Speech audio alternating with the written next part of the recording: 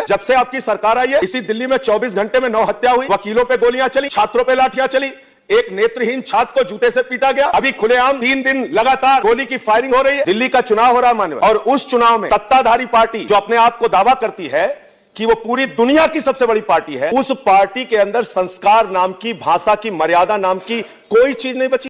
एक यहाँ पे ढोंगी बाबा आ गए। ढोंगी बाबा कह रहे हैं अरविंद केजरीवाल के तार पाकिस्तान से जुड़े हुए हैं। ये आप बोलेंगे एक निर्वाचित मुख्यमंत्री के बारे में? अरविंद केजरीवाल के तार पाकिस्तान से जुड़े हुए हैं। अगर अरविंद केजरीवाल के तार पाकिस्तान से जुड़े हैं तो ढोंगी बाबा को गिरफ्तार करो और उनसे पूछताछ करो, कहां के तार जुड़े हैं, कैसी जानकारी उसके पास है, यह पूछना चाहिए। आप दिल्ली का माहौल बिगाड़ रहे हैं, देश की राजधानी को आप बर्बादी के कगार पे पहुंचा रहे हैं। जब से आपकी सरकार आई है इसी दिल्ली में 24 घंटे में 9 हत्या हुई, वकीलों पे गोलियां चली, छात्रों पे लाठियां चली, एक नेत्रहीन छात्र को जूते से पीटा गया। अभी खुलेआम 3 दिन लगातार गोली की फायरिंग हो रही है। दिल्ली का चुनाव हो रहा है माननीय, और उस चुनाव में सत्ताधारी पार्टी जो अपने आप को दावा करती है कि वो पूरी दुनिया की सबसे बड़ी पार्टी है, उस पार्टी के अंदर संस्कार नाम की, भाषा की, मर्यादा नाम की कोई चीज नहीं बची। एक निर्वाचित मुख्यमंत्री को, अरविंद केजरीवाल जी को, दिल्ली के चुनाव में भारतीय जनता पार्टी के सांसद और नेता आतंकवादी कह रहे हैं, आतंकवादी कह रहे हैं, आतंकवादी कह रहे हैं, और माननीय मंत्री जी यहाँ पर बैठे हैं, वो आतंकवादी कह रहे हैं, आतंकवादी कह रहे हैं, एक निर्वाचित मुख्यमंत्री को आतंकवादी कह रहे हैं। मैं पूछना चाहता हूँ मान्यवर, क्या गुनाह है अरविंद केजरीवाल का? क्या गुनाह है? IIT से पढ़ाई करके कमिश्नर की नौकरी छोड़ के जिस व्यक्ति ने भ्रष्टाचार के खिलाफ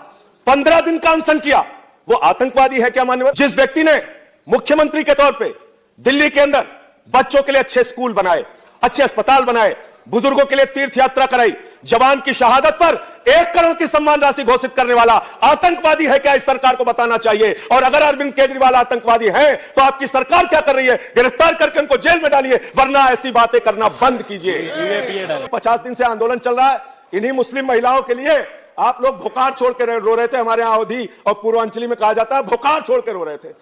न्याय दिलाना है 3 तलाक पे, न्याय दिलाना है 3 तलाक पे। सबके रुमाल गिले हो गए थे भाजपाइयों के, कह रहे थे न्याय दिलाना है। आज वही महिलाएं न्याय के लिए अगर बैठी है, CAA के लिए अगर बैठी है, तो आप जाइए बातचीत करने। आप क्यों नहीं जाते बातचीत करने? उनकी कंबल चोरी करते हैं आप लोग, उनके कंबल चुराते हैं आप लोग। ये काम मत कीजिए, वार्ता कीजिए, संवाद कीजिए। लोकतंत्र संवाद से चलता है। आपसे किसी मुद्दे पे बात नहीं होती, अरे चुनाव हो रहा है तो बात करिए बिजली की, 200 यूनिट बिजली फ्री कैसे देंगे, केजरीवाल ने देके दिखाया है। बात कीजिए पानी की, बात कीजिए चिकित्सा की, बात कीजिए शिक्षा की। आपसे कहते हैं 200 यूनिट बिजली फ्री कैसे होगी, आप कहते हैं शाहीन बाग।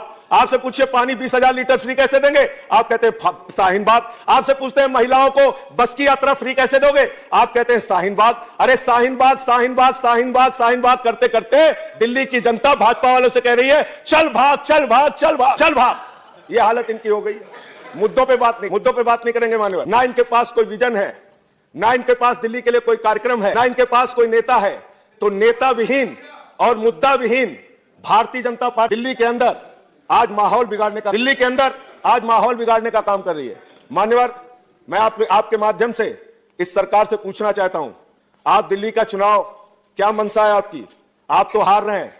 आपके एक नेता ने कहा आप लोग दिल्ली के चुनाव में कह रहे हैं हिंदुस्तान पाकिस्तान का मैच है। ये लोकतंत्र में 2 पार्टियां चुनाव लड़ रही, हिंदुस्तान पाकिस्तान का मैच हो रहा। ऐसी भाषा कहते हुए आपको शर्म नहीं आती? देश के चुनाव को आप हिंदुस्तान पाकिस्तान बना रहे हैं। अपने ही देश में अपनी ही पार्टी, अपने ही देश की राजनीतिक पार्टियों को आप पाकिस्तान कहकर संबोधित कर रहे हैं। मैं आज इस सदन में कह रहा हूं 11 तारीख को परिणाम आएगा तो हिंदुस्तान तो जीतेगा, लेकिन क्या जो लोग हारेंगे वो अपने आप को पाकिस्तान मानने को तैयार है क्या? अपने आप को पाकिस्तान मानेंगे क्या? 32,000 टन प्याज सड़ गई, किसी को पता नहीं चला। कह रहे 32,000 टन प्याज सड़ गई।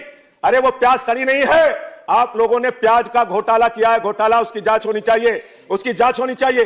200 रुपए किलो प्याज बिकी, 120 रुपए किलो टमाटर बिका आपके राज में, 4 रुपए लीटर दूध महंगा हो गया, डीजल महंगा हो गया, पेट्रोल महंगा हो गया। देश में महंगाई आसमान पे जा रही है।